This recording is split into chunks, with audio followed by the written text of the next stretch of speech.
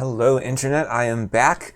Found a portrait generator online to make some art for this ridiculous pirate game that the AI, that various AIs have been helping to create. I was hoping to find something to generate AI art, but it just wasn't working. Also, did you guys notice what they gave my pirate a job and everything that is very inaccurate? I was like, wait, what? What? Why did this happen? These random traits and words I didn't even notice, but let's not worry about that. Let us make this art appear in the game. And so let's do that first. So existing folder, load it up. Content graphics Islander. Yep, that's the folder. Or wait, Islander. Oh no, it was supposed to be called portraits or something. Open containing directory. Sorry, I'm sure someone noticed me do that. Portraits. So exclude from project. All right, add an existing folder. Portraits, thank you. All right, so we've got the Islander word, clay neutral. Again, I'm gonna have some like enum to store their facial expression and then, I don't know, their name, I don't know, something, and it'll just concatenate together to find out what image it should do. Well, actually, that isn't, you know what, I shouldn't do it that way. It should be sprite sheets, and then, yeah, that's what it should be. It'll be sprite sheets. So, gosh, yeah, that's true. Let me go back in here then and rename these. So, really, this will just be clay. And have I been doing capitalized names? I have been for the files as well. Okay, let's rename this guy to clay. Let's rename this Islander. And yeah, in the future, these can be sprite sheets. What are the dimensions of these images? They should all be the same. Let me just leave that up.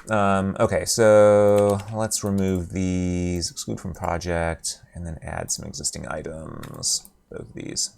Okay, yeah, what am I thinking? They should be, and then the enum will just, you know, convert to int, and that'll tell us the sprite index. So that's fine too. Okay, and again, I want to keep this open because I'm going to need to know those dimensions for when I load them. So in this little bootstrap bit, we've got some new sprite sheets. So we have sprite sheet meta. This will be clay we'll start with, graphics, portraits, clay, and the size is 260 by 350. Okay, we do have the AI still here, right? Yeah. Clay 2, interesting, but no. It'll be Islander, hey, and Islander. And that's our tiny person. Okay. This is where, like, if I keep doing art on this size, there's an update. I don't have time for that. We're doing a video. If I keep doing art of this size, I'm going to really wish that that my engine was better. Because again, I'm using like this custom thing I've been calling Monogame Platform. You can't go out and download it. Sorry, it's not ready. The name needs to change for one. But also for two, it loads up all the assets at the start of the application, which when these assets get large is going to, again, just be increasingly terrible. It does not scale, right? It works great for all the teensy games I make. And I usually do pixel art and just blow it up on screen, you know, in memory or whatever. I don't even know how the proper way, like during render is when it gets blown up. So the images are really 16 pixel by 16 pixel, and if that happens to just look bigger for you, you know, whatever, you know what I'm saying. Anyway, so I'm used to very tiny art assets, and so this has never really bothered me, but we'll see what happens. So let's make a new game state that will hold dialogue that should happen, and it's possible that I'm going to want to send it. What am I going to want to send it? Because we're going to want some back and forth. Show this, show that, right? It's almost a mini visual novel system, which I feel like I build in so many contexts, because, like, guess what? People want to be talking. But let's just call this dialogue. I think that's a fine name for the game state. So this will be a game state. We'll implement that interface. We'll get rid of all these not implemented exceptions. I wish those weren't in there by default, but like, it's reasonable. Okay, so we're gonna want the keyboard. So I guess if you press any key, I'll just let you, what the, okay. Sorry, and I want keyboard manager. Is it, are you seeing this? It's like recommending the text in very weird places. Or is that just, again, a visual issue? Do you know what I want? Yes. Thank you, AI. Okay, and then if you press anything, I would advance the dialogue, but we don't even have any dialogue in memory. So I'm going to want a series of dialogue steps to be passed in. So let's make, what is a dialogue step? So this can be a struct. Dialogue step, read only. It can be, in fact, because I won't let you change them. So my thinking is you'll open up, you'll say, hey, I want to change state to the dialogue state. And here is a series of dialogue steps that we should go through. So what is in a dialogue step? We would have who's on the left, who's on the right, and who's kind of the active speaker, because we might want to, I wonder how this looks in other games. Because not all games show two characters at once. And for some reason, the game I always think of is Disgaea, the very first one. That had a lot of that. And I wonder how they indicated, like, do you dim out, fade out, semi-transparent, whatever, the person who's not talking, or is it just someone, like, is there a little animation, like they bounce up and the other person goes down or something? Like, I don't know. I'd be curious to see how it's done in other systems. Maybe I'll pull up some video of Disgaea off camera. But we definitely want to know who the active speaker is at the very least. So let's do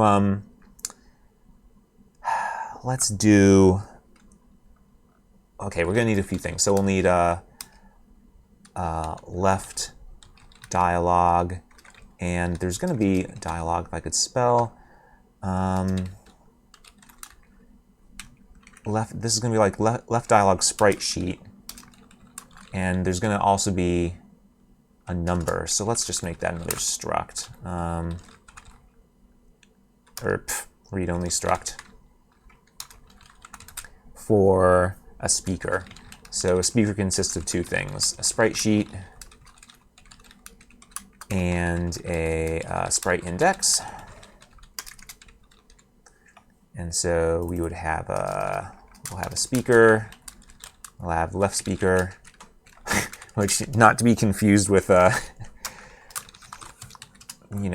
audio. We don't need left text and right text, we just need text. So dialogue text, and we also need current speaker name, which maybe then the speakers should each have names, and we should just say and then we'll just have like I don't know, like the left is the active, right? And it'll just be a Boolean. If it's false, it'll be the right. I'll just say left active or something. I don't know. Then we'll have left speaker, right speaker, and what is the dialogue text for this step? The interesting thing is left speaker and right speaker, for the most part, won't be changing. Like you could imagine a scene with 4 characters. So, okay, let's do this instead. So let's say a dialogue sequence would be a enumerable of speakers. So here's everyone who is participating in the conversation. And actually, it can't just be an I enumerable. We need to be able to specify a very specific number, so that in dialogue steps we'll say, oh, on the left is speaker 1 and on the right is speaker 3, whatever. And we need to be able to index in an I enumerable. Doesn't give you that. The dialogue steps could be I enumerable as well, but I'll just do a list. So dialogue step, we'll make these the steps. And then each step we say, is the left active or not? Yes. And then I guess we just say these are integers. Who's the left and who's the right speaker? And what is the dialogue happening right here? It's also possible that we have different styles for the text, like is this internal monologue, that kind of thing, but I'll worry about that later. Oh, and there needs to be,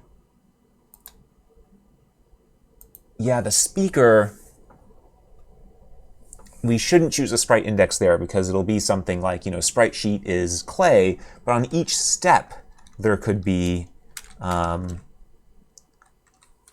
left speaker sprite index, or and again, I think I want to make these like moods or expressions. So let's make an expression, a left speaker expression and a right speaker expression, and that's going to be an enum, so that I only use the ones that I should.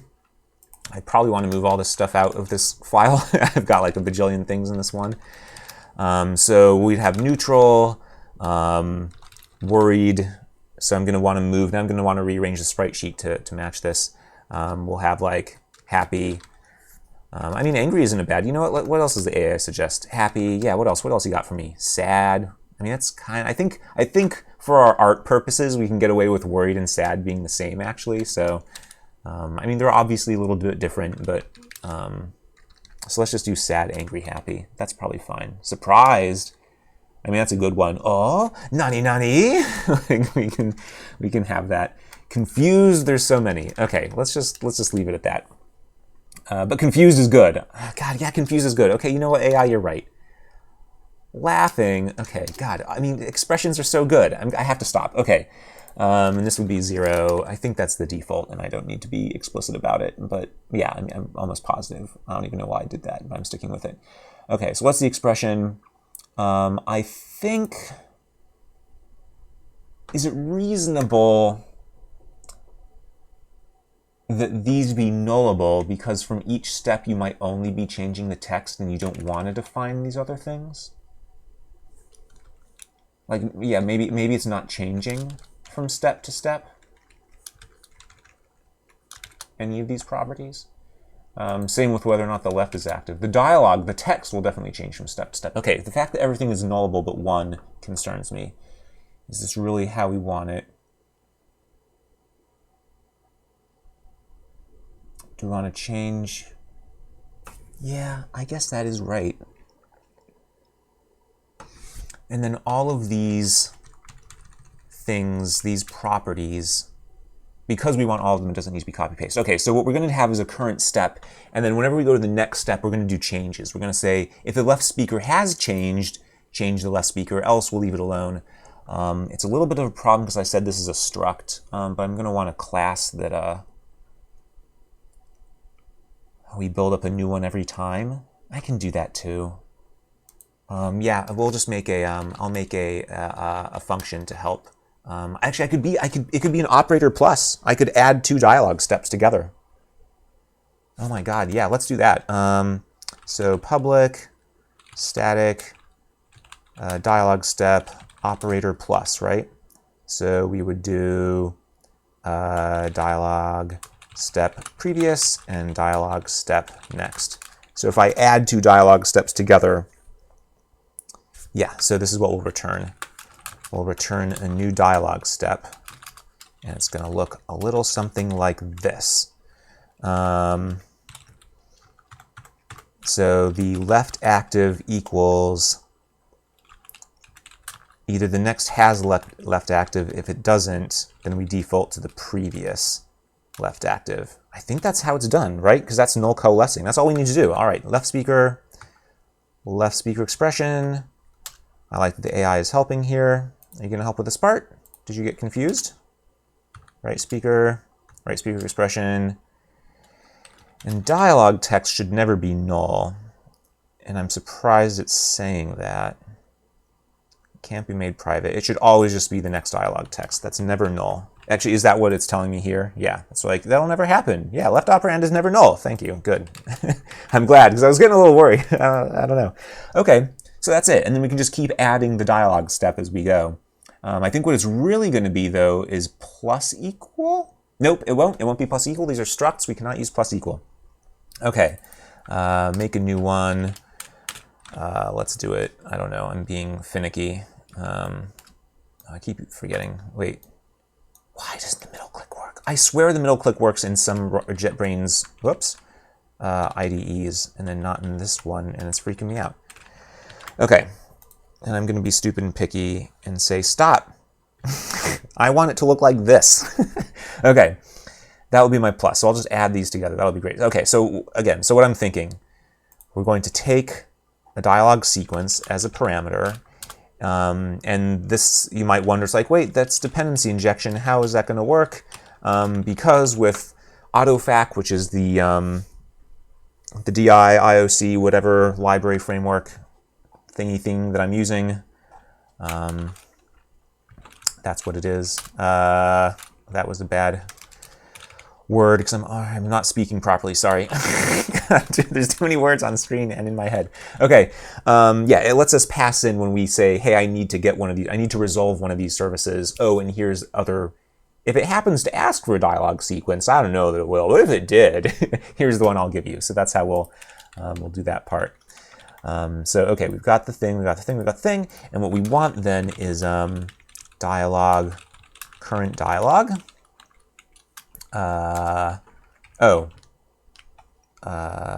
Dialog step. It's a dialog step. Makes more sense. All right.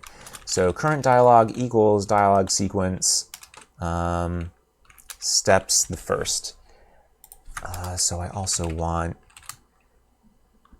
yeah, that's fine. Current dialog index, which starts at 0. Okay. And so what happens when we advance the step, or we'll say advanced dialog, is that the current dialog index gets a little plus plus, and we want to check whether or not we're done with the dialog, because if we are, then that's almost what we want to do. Thank you, AI. But not quite. So we want to, there's a game state manager, which I just called GSM because that's short. Game state manager GSM, GSM equals GSM. So can you guess?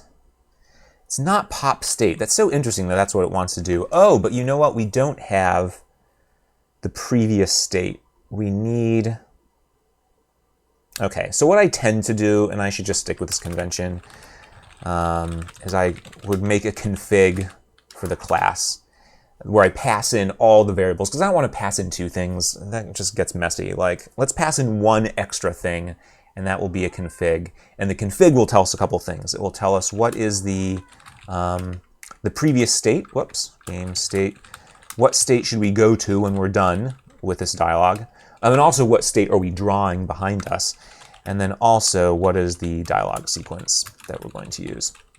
Okay, and definitely this class I'll leave here. I'm happy to leave this config with the associated game state. That makes sense to me. If you hear cat noises, that's because the cat is making noises. And all this I will pull out into another thing. But I'm a little over 15 minutes, so I'm going to stop here and pick this up in the next video. But I think soon there will be something to draw, and that'll be great. Oh my god, my cat is going insane. Maybe also between episodes or whatever we're calling these, I'll see if she wants to go outside or something. All right, see you in the next one.